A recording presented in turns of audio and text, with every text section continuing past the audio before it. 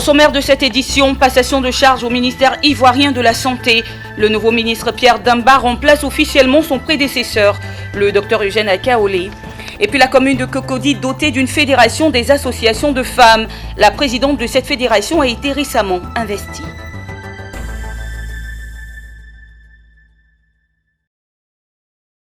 Madame, Monsieur, bienvenue à cette édition. Ouvrons-la en nous intéressant aux activités du nouveau gouvernement ivoirien. En Côte d'Ivoire, l'heure est à la passation de charge entre sortants et entrants. Ce jeudi, la tradition a été respectée. Le docteur Eugène Akaolé a passé le flambeau à Pierre Demba, nouveau ministre de la Santé et de l'Hygiène publique. Et c'est à lui que revient désormais la lourde charge de poursuivre la lutte contre la maladie à coronavirus. Le reportage de Mon Désir Nascimento, Richard Akeke, dans un commentaire de Betty Kwaku. Tourcé au ministère de la Santé et de l'Hygiène publique.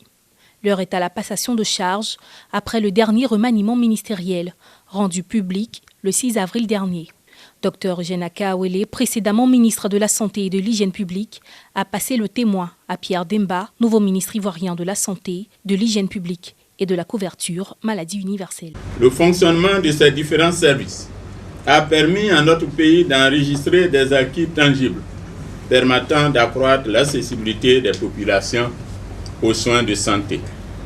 Le bilan de ces actions sanitaires a été consigné dans les documents de passation des charges avec une mention spéciale quant à la performance exceptionnelle réalisée par la Côte d'Ivoire en matière de riposte sanitaire contre la pandémie à Covid-19. Je voudrais saluer sur ce point l'engagement et le professionnalisme des agents de santé dans leur diversité qui m'ont accompagné dans l'atteinte de ces objectifs. Dois-je indiquer, Monsieur le ministre, entrant, en tant qu'aîné, que comme vous, partout où je suis passé durant mon parcours professionnel puis ministériel, j'ai toujours su tirer ma force de la force de mes collaborateurs. Le nouveau ministre de la Santé, de l'Hygiène publique et de la couverture maladie universelle dit mesurer la teneur du rôle qui lui revient quand on sait la qualité des performances réalisées par le ministre sortant. Ces performances ont souvent été accomplies avec des moyens modestes. Quiconque connaît la complexité de ce secteur ne peut que louer les mérites de mon prédécesseur. C'est pourquoi il me revient le devoir de vous adresser, Monsieur le Président Akaolé, mes sincères félicitations pour le travail abattu avec tous vos collaborateurs. Comme il me revient toujours la lourde charge et la responsabilité d'assurer la relève et de mieux faire que mon prédécesseur, je mesure l'ardeur et les défis qui doivent se présenter à moi dès cet instant. Il s'agit pour moi, avec tous les collaborateurs, de travailler à améliorer le système de santé dans notre pays, de rendre performant et accessible à tous. L'ancien ministre de la Santé, Eugène Akaolé, promu au poste de nouveau président du Conseil économique, environnemental et culturel, a aussi procédé au cours de cette cérémonie à la décoration de Pierre Demba, nouveau ministre en charge de la santé. L'ONG Cœur Médical a récemment fait à Bonois, une ville située à environ 62 km d'Abidjan, une campagne de dépistage de la tension artérielle, l'obésité et le diabète. L'objectif est de faire une petite étude statistique et épidémiologique afin d'influencer les décisions, ce qui concerne les soins urgents à apporter aux populations du sud de Comoé. Mon Désir Nascimento et Marius Seri. Les responsables de l'ONG Cœur Médical ont récemment exécuté une campagne de dépistage à Bonois, ville située dans le sud Comoé à environ 62 km d'Abidjan. C'est une opération gratuite de dépistage de tension artérielle, d'obésité et de diabète. Elle a couvert 3 jours, notamment du mercredi 7 avril au vendredi 9 avril. Pour Dr Anous, directeur exécutif de l'ONG Cœur Médical, l'objectif de cette campagne est de rapprocher des populations les soins, mais aussi faire une petite étude statistique et épidémiologique afin d'influencer les décisions en ce qui concerne les soins urgents à apporter à ces populations. Nous commençons aujourd'hui cette activité qui a pour but de dépister, de faire un dépistage concernant l'obésité, l'hypertension artérielle et le diabète. Et à l'issue de ces activités, nous pourrons ainsi voir un peu le taux. Nous pourrons faire une petite étude statistique épidémiologique qui certainement servira bien entendu à mieux orienter les actions en matière de santé des populations. Et aussi, nous profitons de cette activité pour apporter de la sensibilisation. Parce que force a été de constater au cours de nos enquêtes que dans la ville de Bonoa, une très grande frange de la population ne prend pas la peine de se rendre à l'hôpital et de vérifier leur constante biologique, de vérifier, de faire des check-up. Et c'est l'occasion pour nous de les sensibiliser, car vaut mieux prévenir que guérir. Cette action de l'ONG Cœur Médical a reçu l'adhésion des autorités administratives et sanitaires de la région. Elles y ont apporté leur soutien et invité les populations à saisir à chaque fois ces opportunités. Je voudrais d'abord remercier les organisateurs parce que c'est l'un des rares organisateurs qui a organisé de bout en bout son activité en impliquant le directeur départemental et son équipe au niveau du district de Grand Bassam. Et tous les courriers, toutes les manœuvres pour pouvoir réussir cette activité, nous avons été impliqués. Et également, l'autorité administrative de la sous-préfecture a été impliquée, à savoir le sous-préfet de Bonoa.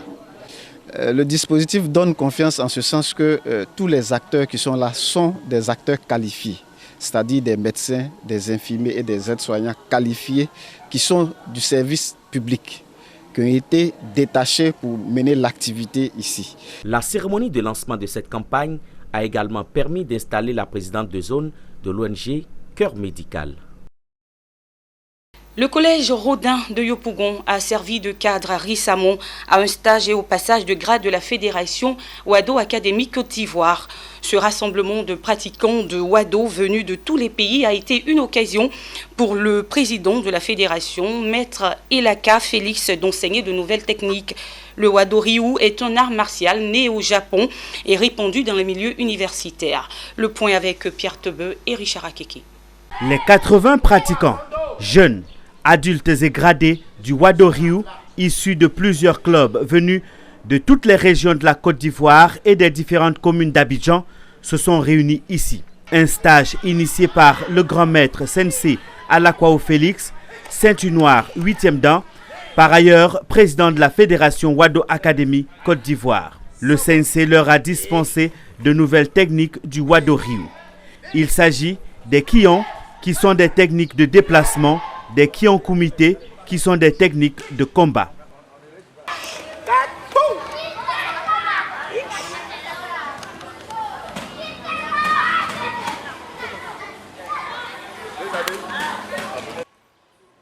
Le président de la Fédération Wado Académie Côte d'Ivoire s'est félicité de la bonne tenue de ce stage qui sanctionne une longue période d'inactivité marquée par la pandémie de la maladie à coronavirus. Nous avons révisé certaines techniques. Comme nous venons de finir le premier trimestre, il est question donc de faire intervenir les maîtres de salle au niveau d'Abidjan pour évaluer notre formation, notre base et leur donner une feuille de route concernant les mouvements qu'ils vont enseigner le semestre prochain. C'est la raison pour laquelle nous avons donc initié ce stage national. Ce stage a permis aux plus jeunes pratiquants, au nombre de 35, d'effectuer leur passage de ceinture sous la supervision du président de la fédération.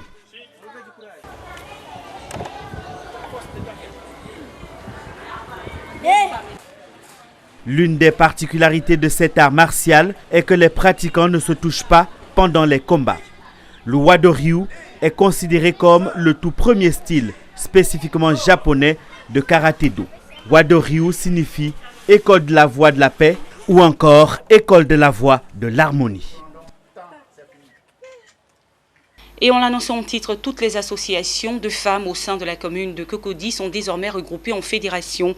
Une union féminine dénommée FAFCO, entendez Fédération des associations de femmes de Cocody. Une fêtière mise sur pied sous l'impulsion du premier magistrat de la commune, Jean-Marc Yassé.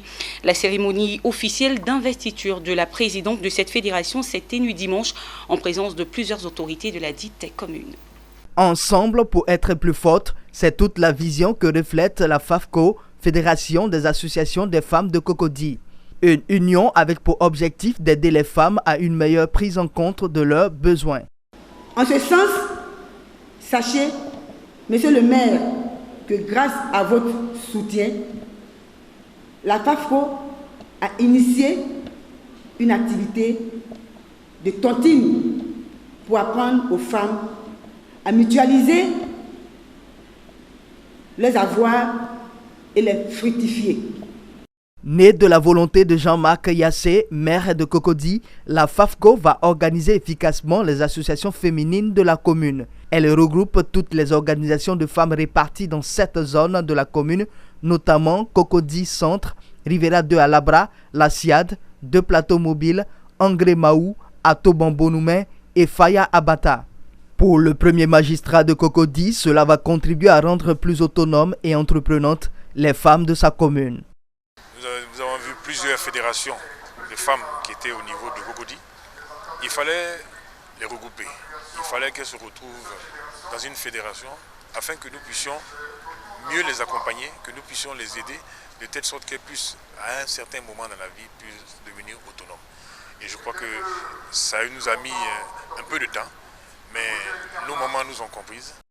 Il s'agit donc de donner un meilleur impact aux actions municipales en faveur des femmes de Cocody. À cette occasion, des fonds leur ont été octroyés pour les accompagner et les aider à mieux développer leurs activités. Des initiatives soutenues par la marraine de la fêtière qui a traduit tout son engagement à appuyer la FAFCO dans ses ambitions.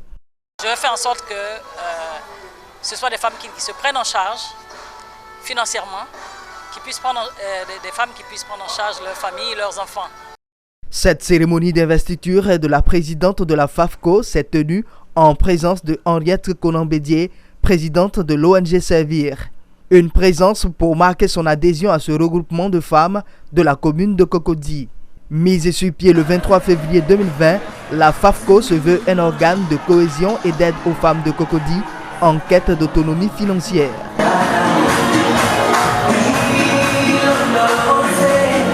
Et c'est un reportage signé Emmanuel Bonzo et Ézéchiel Seri. L'œuvre musicale Jésus Sauveur du chantre Madeleine Kwasi, dit MK, a été officiellement présentée ce dimanche 11 avril 2021 à l'église évangélique des Assemblées de Dieu Temple Akwedo. Baptisé Youssou Walagnon ou Jésus Sauveur, cet album de 6 titres chantés en français et en kroumen. Le public présent à cette soirée de dédicace ne s'est pas fait prier pour vibrer au son de différentes sonorités. Le reportage avec Pierre Tebeu et Ismaël Douza.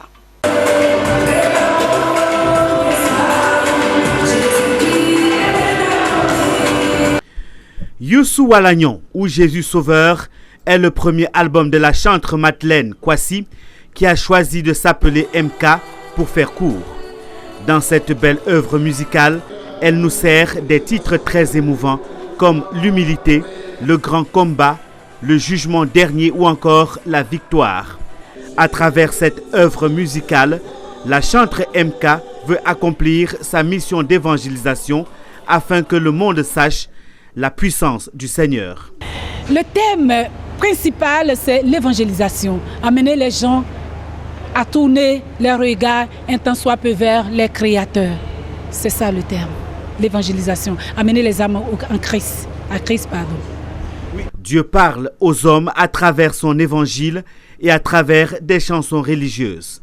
Il a inspiré sa servante MK qui aujourd'hui lui offre ce qu'elle a de plus beau, sa plus belle voix mélodieuse. Je parle de l'évangélisation, du retour du Seigneur.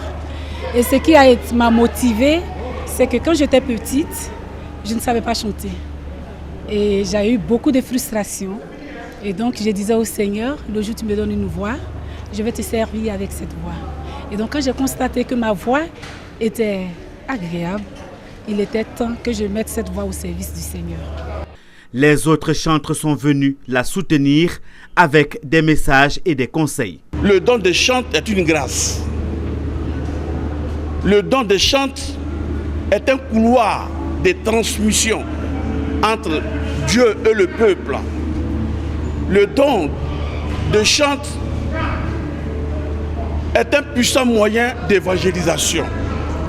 Si les textes sont inspirés de Dieu, ça convainc. On gagne de nouveaux âmes. Déjà, avec ce que j'ai entendu sur cet album, c'est vraiment de qualité et puis on sent une maturité spirituelle. Voilà. Donc c'est ce que je peux dire par rapport à l'œuvre de MK. Ce que moi je demande, c'est qu'on arrive au stade où le Seigneur va dire que tu entres dans la joie de ton maître, toi qui es le chant agréable de l'Éternel, que Dieu approuve, comme Dieu approuvait David. Il disait de lui, l'homme selon son cœur. Le message principal de ce premier album Youssou Walagnon, c'est de chercher à gagner les âmes en s'engageant inexorablement sur la voie tracée par Jésus-Christ. Youssou Walagnon est un album de 6 titres qui est vendu au prix de 3500 francs CFA. Et voilà, c'est la fin de ce journal pour Paris par l'ensemble de la rédaction. Merci de l'avoir suivi et prenez soin de vous. Au revoir.